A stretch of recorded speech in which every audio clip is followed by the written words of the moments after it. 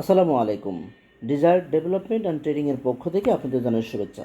আজ আমরা দেখব উত্তরা 7 নম্বর সেক্টর 20 নম্বর রোডে নাভানা রিয়েল এস্টেটে করা চমৎকার একটি ফ্ল্যাট। আমরা এখন ফ্ল্যাটের বাইরের অংশ দেখতে পাচ্ছি, অর্থাৎ বাইরের ভিউ, ফ্রন্ট ভিউ, যেটি রাস্তার সাথে রাস্তা থেকে কেমন দেখায় আমরা এখন সেটি দেখতে পাচ্ছি।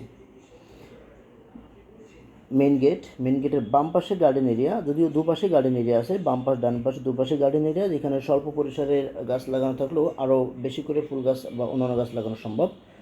এটি ডান পাশে গার্ডেন এরিয়া। আবারও আমরা বিল্ডিংয়ের বাইরের ভিউ দেখতে পাচ্ছি।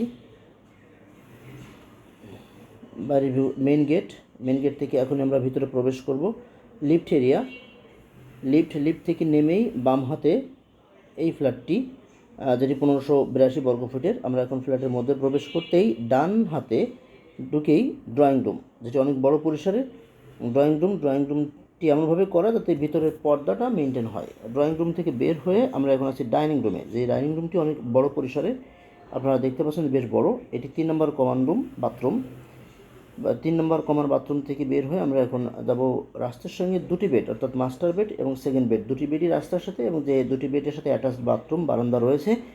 এটি ফার্স্ট বেডরুম, অনেক বড়।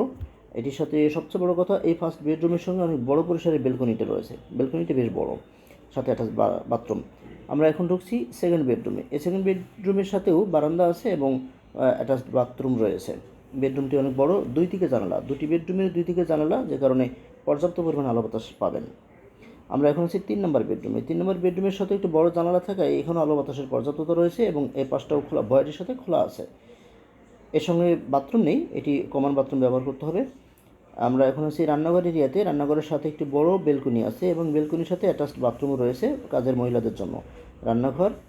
রান্নাঘরে প্রবেশ করতেই দেখতে পাচ্ছি চমৎকার এবং যেটি চৌকোনা, অর্থাৎ অনেক বড় পরিসরের, সম্পূর্ণ জায়গাটি ইউটিলাইজ করা সম্ভব হয়েছে। রান্নাঘর থেকে বের হয়ে আমরা আবারও লিফট এরিয়াতে আসছি।